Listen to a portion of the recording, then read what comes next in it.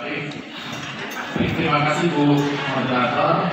Bapak Ibu yang saya hormati, terima kasih atas perhatiannya berkaitan dengan beberapa hal tadi mungkin sudah disampaikan oleh Kepala BPS, demikian berkaitan dengan angka-angka statistik. Ada beberapa hal yang mungkin kami bisa tanggapi. Yang pertama, mohon maaf ini kami ingin menanggapi berkaitan dengan apa yang disampaikan oleh Pak Sekda dalam hal konektivitas.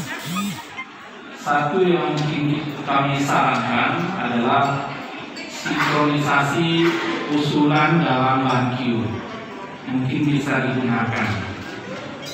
Jadi pokok-pokok pikiran DPRD itu bisa disinkronkan dengan kebutuhan pemerintah Kabupaten Nunukan untuk mengarah kepada konektivitas. Tadi Pak Sekda sampaikan bahwa ada konektivitas dari kecamatan misalnya ke desa. Untuk 2022 ini kami melihat secara sekilas pokok-pokok pikiran DPRD provinsi yang kemudian diarahkan kepada Kabupaten Nunukan ini memang ada beberapa yang masih saya pikir di lingkungan dalam lingkungan. Nah, kalau ini menjadi prioritas yang tadi yang disampaikan oleh Pak Sekda, kecamatan ke desa, maka saya pikir itu mungkin yang bisa disinkronkan. Jadi mungkin membangun komunikasi dengan anggota DPRD provinsi yang berasal dari Nunukan, Dapil Nunukan, supaya mengarahkan. Jadi apa yang disampaikan oleh Pak Sekda dan harapan kita semua, konektivitas antar pusat-pusat kegiatan ekonomi ini bisa terbangun. Yang kedua, berkaitan dengan Mansapa, Maritime Park. Ya, ini memang sudah berjalan. Dan saat ini secara konsentrasi yang penuh kami sampaikan ke Pak Sekda, Dinas Kelautan dan Perikanan terus membangun komunikasi dengan Direktur Jenderal berkaitan dengan ini memang didanai dari luar negeri. Mudah-mudahan ini bisa berkelanjutan terus. Memang tadi sudah sampaikan, betul yang sampaikan Pak Sekda, proses mulai sudah tahun ini, mudah-mudahan tidak ada halangan. Dan ini tentu akan menjamin ada pergerakan ekonomi di Kabupaten Nunukan. Itu mungkin. Yang selanjutnya saya ingin mengomentari berkaitan dengan Pak Miko, kemudian sekaligus juga dengan Bu Rima, mohon maaf kalau saya keliru memanggilnya. Berkaitan dengan Pak Miko ini kepastian ruang untuk masyarakat ada, ya. Dan Bu Nima ini berkaitan alih fungsi lahan atau alih fungsi kawasan. Kita mengenal ada kawasan budidaya kehutanan dan kawasan budidaya non-kehutanan. Tahun 2023 pemerintah provinsi sudah mengalokasikan di dalam rancangan RKPD-nya berkaitan dengan revisi rencana tata ruang wilayah provinsi. Jadi mohon keaktifan dari kabupaten, termasuk Nunukan, kabupaten kota, untuk sama-sama memberikan dukungan. Tentunya dukungannya dalam bentuk data, usulan untuk menyempurnakan rencana tata ruang wilayah provinsi. Mudah-mudahan ini tidak ada halangan, jadi proses ini bisa berjalan maksimal. Dan kami mohon dukungan dari Kabupaten Nunukan untuk segera berkomunikasi dengan Dinas Pekerjaan Umum Provinsi yang menangani berkaitan dengan revisi rencana tata ruang wilayah provinsi. Jadi hal-hal alih fungsi kawasan itu bisa kita lakukan prosesnya. Demikian juga tadi memastikan ada ruang untuk masyarakat hukum adat di setiap wilayah. Yang terakhir, saya mengomentari berkaitan dengan angka statistik ini, terutama di IPM. Memang IPM ini kan kita bicara rata-rata lama sekolah, harapan lama sekolah. Ini bukan hanya tugasnya Dinas Pendidikan, tapi ada dinas lain. Itu memang kita memerlukan yang namanya cascading, cross cutting.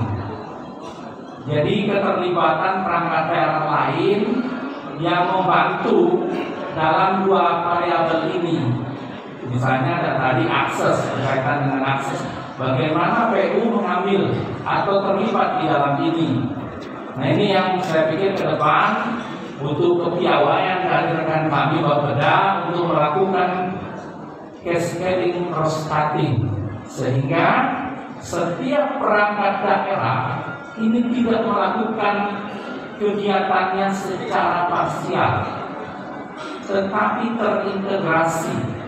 Dalam menyelesaikan angka kemiskinan ini bukan tugasnya dinas sosial saja, tetapi di sana ada PU, di sana ada dinas pemberdayaan masyarakat dan desa, di sana juga ada dinas pendidikan.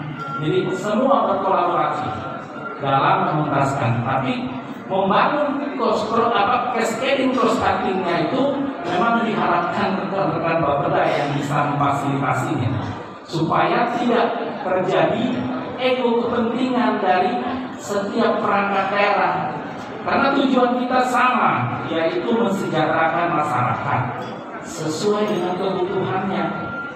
Jadi itu saya pikir yang perlu dilakukan ke depan, termasuk dalam mengatasi ketermasalahatan fiskal kita. Saya pikir itu yang bisa kami sampaikan. Kurang lebihnya mohon maaf. Terima kasih. Wassalamualaikum warahmatullahi wabarakatuh. Baik, terima kasih.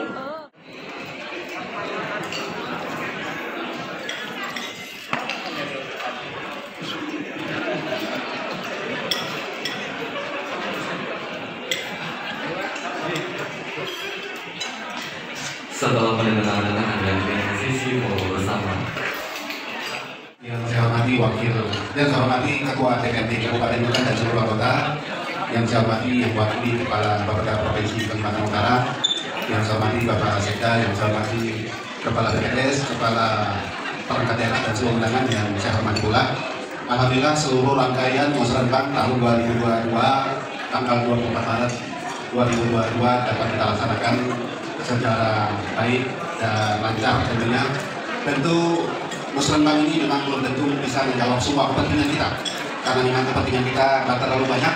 Di sisi lain potensi keuangan kita sangat-sangat terbatas, dan itu kita tahu semua. Dan saya kira untuk membangun dibutuhkan mulus supaya bisa mulus. Kalau uangnya sedikit, ya tentu kita harus bekerja keras bagaimana melakukan semacam skala prioritas. Saya kira itu saja yang dapat kita lakukan. Memang kita tidak mampu memenuhi harapan semua orang. Ya, kita paham bahwasanya kemampuan keuangan kita sekarang semakin menipis, telah fiskal kita semakin mengecil. Saya kira ini tidak dapat kita pungkiri. Jadi sedapat mungkin kita semuanya dapat memberikan semacam edukasi dan sosialisasi kepada masyarakat kita. Kalau memang kemampuan keuangan daerah kita memang sangat-sangat terbatas. Tentu bukan berarti sampai di situ saja kita stop. Kita juga sama-sama berjuang bagaimana kita bisa mendapatkan partisipatif interest. Artinya kita bisa mengoptimalkan lagi potensi-potensi sumber daya yang kita miliki, bagaimana bagi hasil dan sebagainya bisa kita peroleh.